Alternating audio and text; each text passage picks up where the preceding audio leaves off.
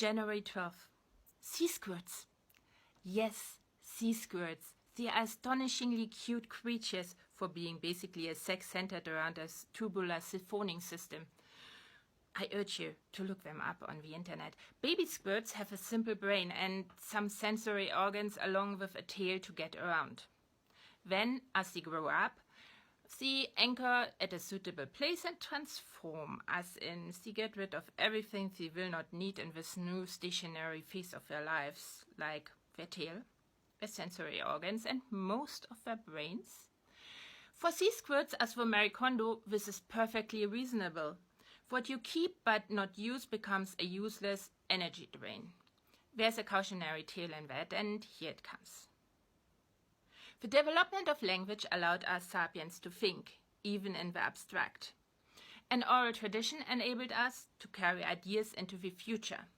But for more accuracy over time and space, it needed a flexible system to encode the spoken word on something durable.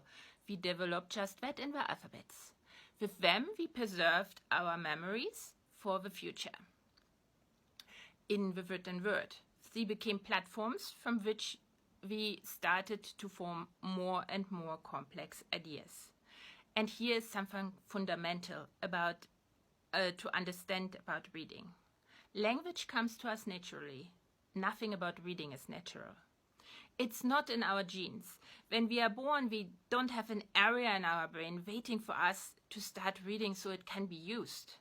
To read, we repurpose neural circuits that evolve to do other things. And this unnaturalness makes a reading fragile and vulnerable. Like the squirt, we too get rid of neural structures we don't use anymore. Use it or lose it. And it's already happening. But let's start, as always, at the beginning. Well, it's more like we are starting in the middle, because for the longest time, even after sapiens came up with complete ABCs, very few people were able to read. Literacy jumped up significantly in Europe at about the end of the medieval times, much thanks to the translation of the Bible into vernacular languages. What does literacy do to our brain? The first step is to learn our letters and connect them with sounds so that they can become words. That's already a very complex process involving vision, hearing, and word recognition, and so on. At the end of the process, a basic circuit between the different areas involved has formed in our brain, and then we read. And the more we read, the more cognitively sophisticated networks we add to the basic circuit. So over time, we connect this circuit to everything we know and everything we have already experienced. We then use analytical reasoning to compare what new information comes in to what existing knowledge is already there. Imagine the new and the old in a tango. And this dance leads to inferences, deductions, and inductions. We make assumptions about the truth of whatever information we've just encountered and critically analyze the world around us. And as it becomes automatic through training, wouldn't that be a great thing to have when bombarded with data without cease? Well, as explained, the structure and function of any modern literate brain is statistically different from the brains of our less literate ancestors. But that is not due to any evolutionary change in the human genome. It is due to reading. And not just any reading.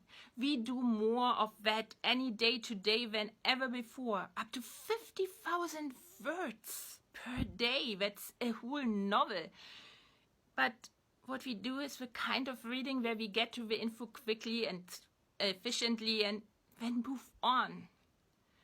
What it takes is slow reading with a certain kind of inner silence, of cognitive patience to enhance our ability to be flexible in interpreting what we see in the world and to train us to seamlessly take context into account. And this inner silence seems increasingly elusive as we all suffer of FOMO, the fear of missing out. Profiteers take our distraction and try to make a dime of it or destroy democracy and the world, while our brain circuits fall victim to the C-squirt cleaning strategy.